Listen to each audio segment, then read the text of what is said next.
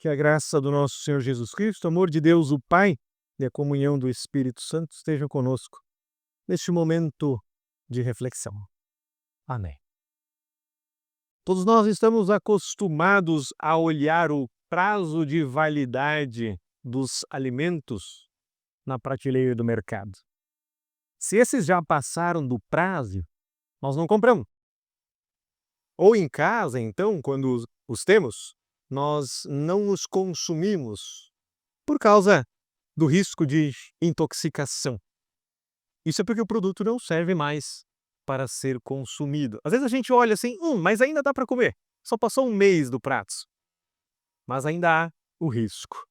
Isso nos faz lembrar que nesse tempo de quaresma, que se inicia com a quarta-feira de cinzas, o nosso corpo físico também tem um prazo de validade. A Bíblia diz, lá em Gênesis 3:19, porque és pó, e ao pó tornarás. Feitos do pó, ao pó nós voltaremos. Só que a morte não fazia parte do plano original de Deus. A morte entrou no mundo por causa do pecado. Paulo diz aos Romanos, o salário do pecado é a morte. O pecado original entrou por meio dos nossos pais, Adão e Eva, e foi transmitido de geração em geração. Levou toda a humanidade ao vale da sombra da morte. A validade, por assim dizer, do nosso corpo é consequência da queda do ser humano em pecado. A quarta-feira de cinzas e a sua mensagem, então, nos confronta com essa realidade, sem máscaras, sem enfeites, a pura realidade, nua e crua. Um dia morreremos. O apóstolo Tiago escreve, agora escutem vocês que dizem, hoje ou amanhã iremos a tal cidade, ali ficaremos 1 ano fazendo negócios, ganhando muito dinheiro. Vocês não sabem como será a sua vida amanhã, pois vocês são como uma neblina passageira, que aparece por algum tempo e logo depois desaparece. Mas de onde vem dessa tradição cristã das cinzas? Por que é quarta-feira de cinzas? No Antigo Testamento, as cinzas simbolizavam luto, humilhação e arrependimento. Jó declarou no capítulo 42, por isso me abomino e me arrependo no pó e na cinza. Pessoas vestiam panos grosseiros, sentavam-se sobre um monte de cinzas para demonstrar dor, tristeza pelo pecado, reconhecimento da culpa e dependência da misericórdia de Deus. Na tradição da igreja antiga, a imposição de cinzas marcava o início do tempo quaresmal. Quando o cristão recebia as cinzas na face com o sinal da cruz, ele ouve, lembra-te que és pó, e ao pó voltarás. A realidade de que o nosso corpo físico tem um prazo de validade. Mas, atenção, as cinzas não salvam ninguém. Não é superstição. Não é um sinal de que somos salvos. O gesto de fazer a cruz com cinzas é apenas um sinal externo. Não substitui o arrependimento sincero, arrependimento de coração, a sinceridade que Deus espera de cada cristão. Em sinal de arrependimento, diz Deus através do profeta Joel, não rasguem as suas roupas. Não façam o sinal da cruz com cinzas, mas com o coração. É isso que Deus espera de nós. Voltem para o Senhor nosso Deus, pois Ele é bondoso e misericordioso. É o que nos lembra Jesus também, através do relato de Mateus, no capítulo 6, quando Jesus nos ensina sobre esmola, sobre jejum, oração. Estes devem ser feitos, não para se aparecer, para ser elogiado, ou para uma autopromoção espiritual. O teu Pai vem em secreto, e Ele te recompensará. diz Jesus.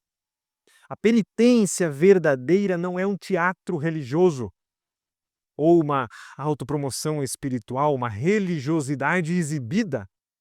É relacionamento sincero com Deus. E aí o profeta Isaías, no capítulo 58, denuncia essa falsa religiosidade quando ele menciona o jejum que as pessoas faziam enquanto brigavam com as outras. Jejuavam, oravam e exploravam os seus empregados. Religiosidade de aparência. Piedade externa, enquanto o coração estava duro, fechado para o bem. Nos dias de jejum, vocês cuidam dos seus negócios e exploram os seus empregados. Vocês passam os dias de jejum discutindo, brigando e chegam até bater uns nos outros. É isso que vocês chamam de jejum? Acham que um dia de jejum assim me agrada? Não. Não é esse jejum que eu quero, diz Deus através do profeta Isaías. O que Deus quer, então? Que libertem os injustiçados, que repartam o pão com o faminto, que vistam o que está nu, que amem o próximo de forma correta. Ou seja, Deus quer um arrependimento verdadeiro. E esse arrependimento verdadeiro transforma o comportamento das pessoas. É o que é chamado na Bíblia, através do grego, do Novo Testamento, de metanoia. Já ouviram falar? Eu já falei várias vezes aqui sobre essa palavra, que é a palavra usada para a conversão. É um arrependimento, é uma transformação radical de pensamentos, de mentalidade, de visão de mundo. Na teologia, refere-se à conversão a Deus. Alguém que deixa de viver para o pecado e passa a viver para Cristo. Às vezes até nós pensamos, né? A pessoa está salva porque, ela bebia, não bebe mais, fumava, não fuma mais, dançava, não dança mais, adulterava, não adultera mais, roubava, não rouba mais e assim por diante. Mas a pessoa passou apenas a usar uma máscara, passou um verniz de moralismo na sua face e agora ela leva uma vida honesta, correta, certa. Viver assim é bom? É necessário, mas isso não significa que ela nasceu de novo, que teve uma metanoia real, gerada pelo Espírito Santo em seu coração. Tem muita gente certinha por aí que não nasceu de novo. Usa uma máscara de moralismo publicamente. Mas nunca foi salva. Ela segue preceitos, regras, até a própria lei moral, pelo menos em partes, mas nunca de fato foi salva. Nunca de fato nasceu de novo. Não basta demonstrar por aparências, com máscara, uma nova vida perfeita aos olhos dos homens. Ser de uma igreja, seguir com zelo a religião que professa, não basta aparecer. É preciso nascer de novo. Assim viviam os israelitas, seguindo preceitos religiosos, jejuando, orando, enquanto brigavam e exploravam os outros. Tem muita gente que chama Jesus de mestre, que quer seguir os seus ensinamentos, sabem de memória muitos versículos, ótimos na teologia, aplaudem Jesus como um mestre na literatura, nos filmes, no teatro, mas saber que Jesus é mestre, que não garante a salvação. A Quaresma não é apenas uma oportunidade para a introspecção, ou seja, para olhar para dentro de nós mesmos, examinar os pensamentos, emoções e memórias apenas. Quaresma é uma época para colocar-nos em prática aquilo que nós aprendemos do Evangelho. Uma conversão prática que nos leva a agir conforme a vontade de Deus, que nos tirou do pecado e que nos transportou em Cristo para dentro de si mesmo por meio do batismo. Quaresma não é tempo para apenas olharmos para dentro de nós mesmos aquilo que fazemos ou deixamos de fazer, mas para olhar para aquilo que Deus fez por nós. De nada adianta vir à igreja, adorar, louvar, cantar, ofertar-se em casa, se falta o respeito com a esposa ou com o marido. Se os filhos são humilhados, se vive no rancor, não sabe perdoar. São apenas máscaras sociais. Não bebe, não fuma, não é adúltero.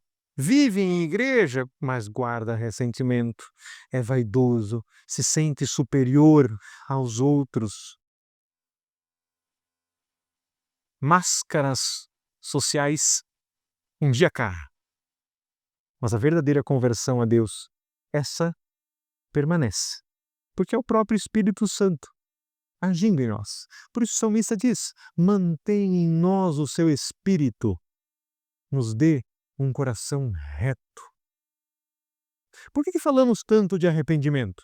Repararam que falamos de arrependimento desde a litania, a leitura do Salmo, a leitura do profeta Isaías, a menção ao profeta Joel, a leitura da Epístola.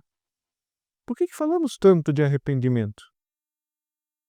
Porque nós lembramos que a nossa validade física é limitada. A nossa vida é como uma neblina que aparece por pouco tempo. A pergunta não é se morreremos, mas quando morrermos. Como estaremos diante de Deus? O pecado nos separa dele. A morte é o pagamento do pecado. Sozinhos nós estamos perdidos. Mas também não precisamos ficar angustiados diante dessa realidade, porque aquele que não tinha pecado, Deus o fez pecado por nós.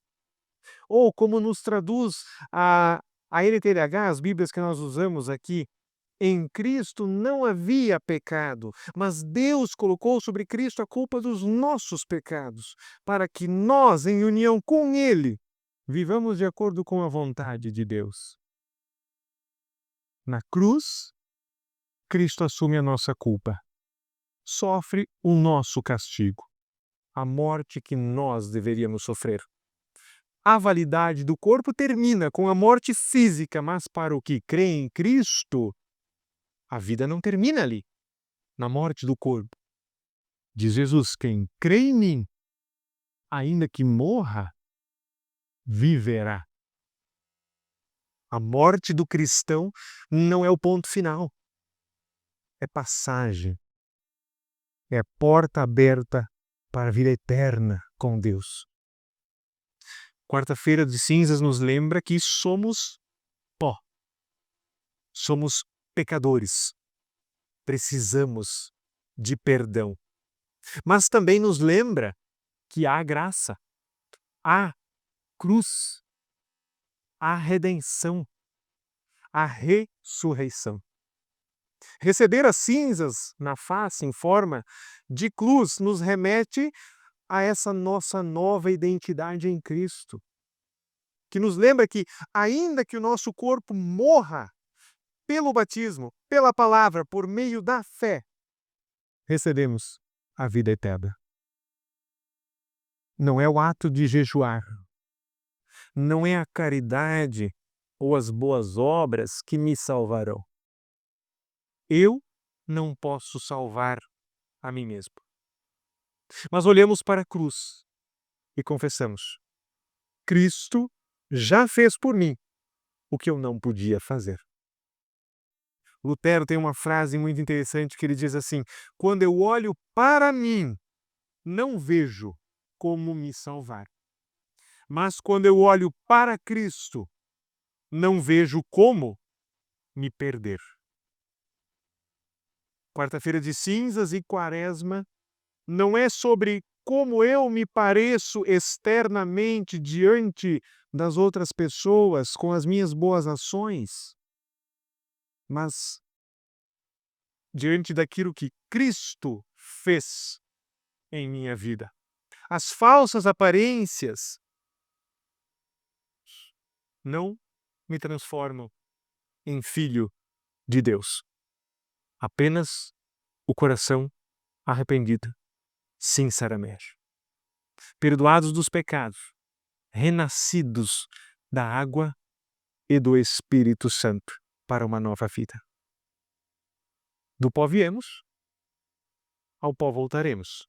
Mas em Cristo, do pó, ressuscitaremos.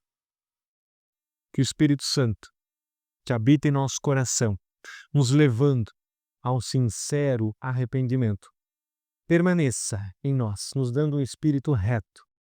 E que Deus não nos lance fora da sua presença e nem retire de nós esse Santo Espírito, para que, quando chegar a hora que acabar a validade do nosso corpo físico, este que será sepultado tornará ao pó. Mas a nossa alma, esta, viverá eternamente com o nosso Deus. Do pó viemos, ao pó voltaremos, mas em Cristo, do pó, ressuscitaremos. Que Deus nos abençoe. Amém.